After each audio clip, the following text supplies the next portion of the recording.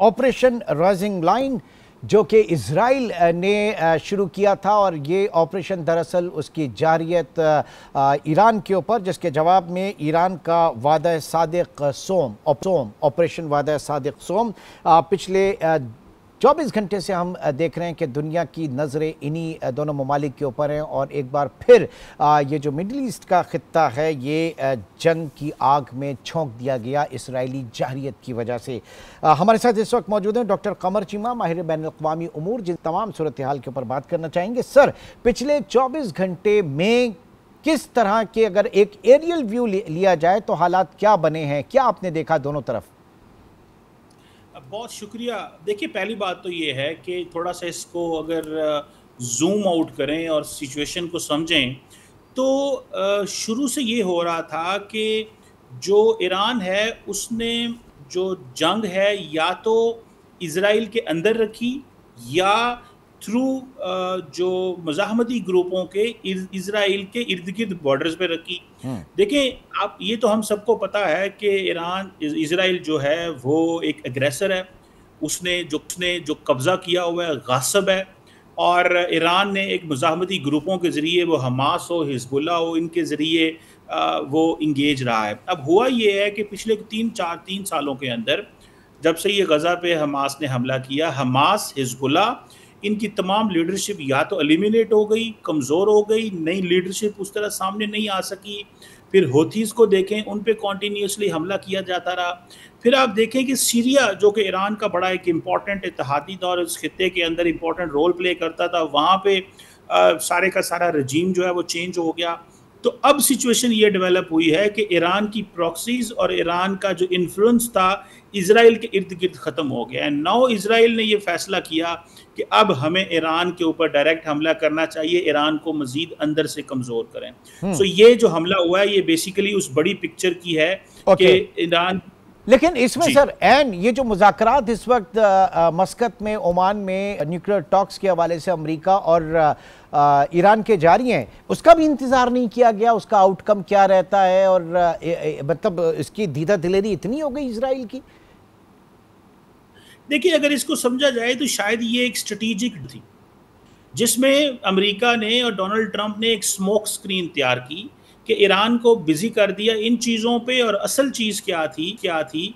असल चीज़ ये थी कि इजराइल तैयारी कर रहा था, क्योंकि ईरान आपको पता है निगोशिएशंस में बड़ा टफ निगोशिएशंस करता है, और अपना जो मुकदमा है, जो उसको हक, जो लेके चलने का पूरा हक है, और वो बारगेनिंग करने का, अपनी आप को दुनिया में रेलिवेंट रखने का, सिविल न्यूक्लियर एनर्जी का इस्तेमाल ईरान का हक है। ईरान एनपीटी का मेंबर है, उसने कोई ऐसी वायलेशन नहीं की हुई कि जिसको इंटरनेशनल एटॉमिक एनर्जी एजेंसी या बाकी लोग उस तरह कह सकें।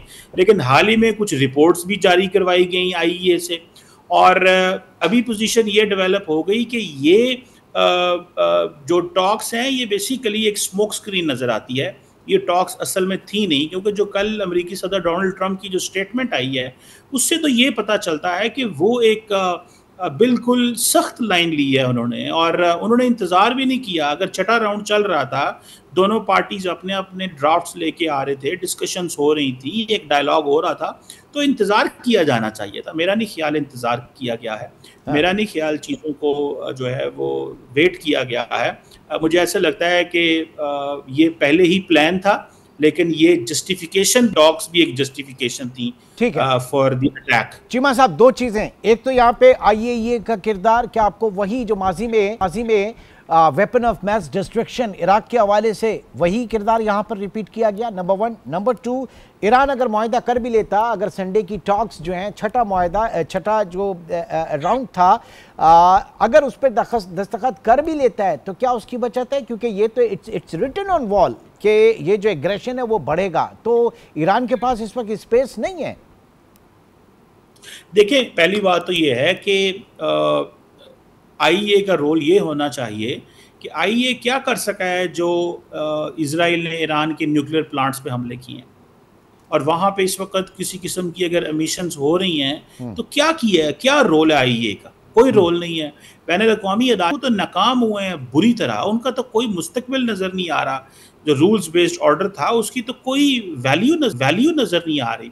सो एक तो ये चीज़ है। दूसरी बात ये है कि अब तो कोई डायलॉग नहीं हो सकता। ये डायलॉग तो जो था वो एक बहाना था, और ये तासुर देना ज़रूरी था जी कि हम तो शायद दोबारा जो कभी भी अब इस पोजीशन में नहीं आएंगे कि ईरान जो है हम उसको मजबूत नहीं होने देंगे, ईरान को हम ये नहीं करने देंगे।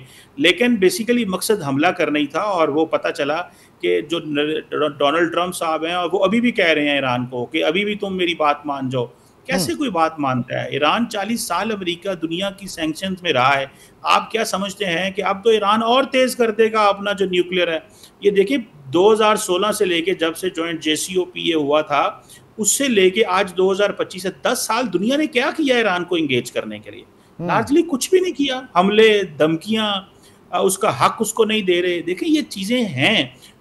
ईरान का इंटरनल सिस्टम क्या है, वहाँ पे क्या होता है, क्या चल रहा है, हर मुल्क को हक है वो जो मर्जी करता रहे। ये किसी को क्या, अब देखें इजराइल की क्या ड्यूटी है? क्या इजराइल की ड्यूटी इंटरनेशनल सिस्टम ने लगाई है कि वो कहे कि ईरान के पास न्यूक्लियर वेपन का या न्यूक्लियर एनर्जी का या किसी चीज़ का हक होना चाहिए या नहीं?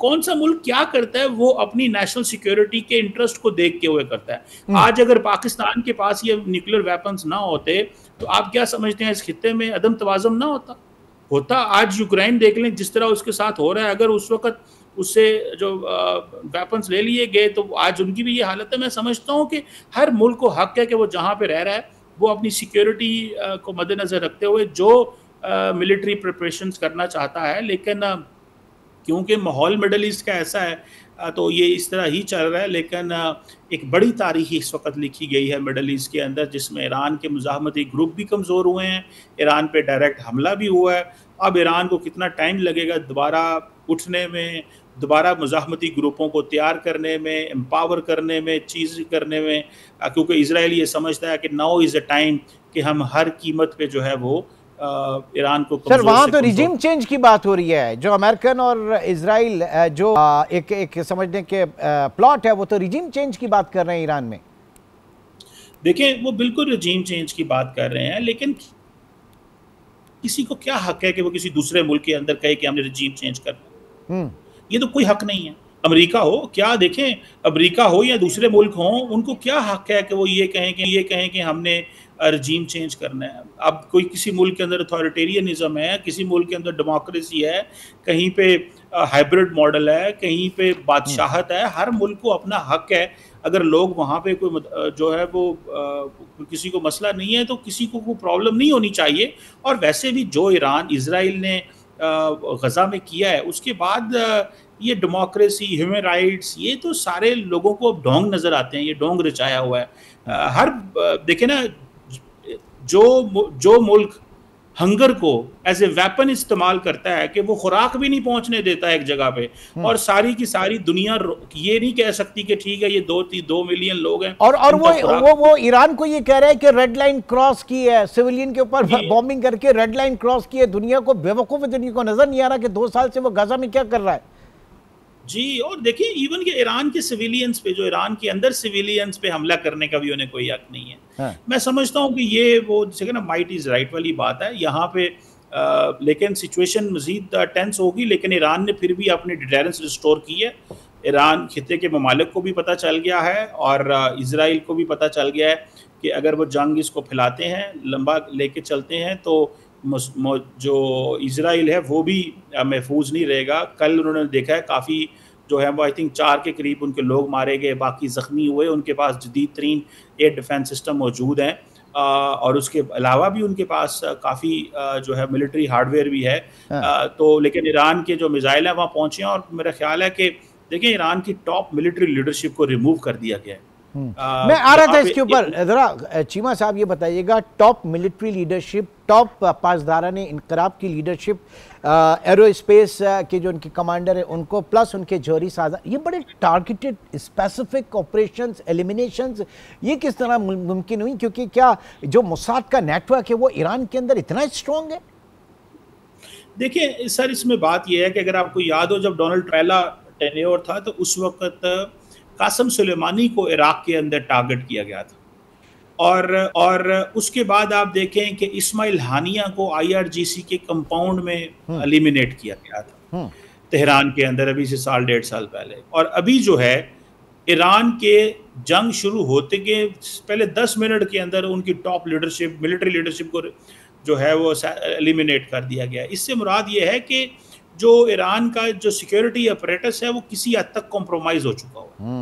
और ये नहीं ऐसे हो सकता कि देखें वो जब वो हमला करते हैं उनका हमला नहीं चूकता, उनका हमला वो मतलब जिस जगह पे हमला करते हैं, अगर वो किसी मंजिल के बिल्डिंग के अंदर 25 अपार्टमेंट हैं, तो अगर वो 24वें अपार्टमेंट में हमला करते हैं तो वहीं जाके मिसाइल लगता है और बंदा भी अंदर वहीं मौजूद होता है। तो इट मीन्स कि सिस्टम कॉम्प्रोमाइज है, तो तभी ये चीज़ें हो रही हैं ना। तो मेरा ख्याल है कि ईरान के अंदर भी जैसे कि उन्होंने पूरी की पूरी ड्रोन जो है बेस बनाई हुई थी तेहरान के इर्द गिर्द, तो लोग वहाँ पे जो है आप देखें कि किस अंदाज से वो ये सारा कुछ चला रहे थे कि ड्रोन ईरान के अंदर से चले हैं ईरान के खिलाफ। That's the point. दुनिया इस वक्त यही देख रही है कि इस वक्त जासूसी और ड्रोन्स का किरदार जो है वो इंतहाई अहम है और वो बड़ी स्ट्रेंथ इस वक्त माना जा रहा है इजराइल का। बहुत डॉक्टर कमर चीमा इस वक्त हमारे साथ मौजूद थे। आपके कीमती वक्त का बहुत शुक्रिया।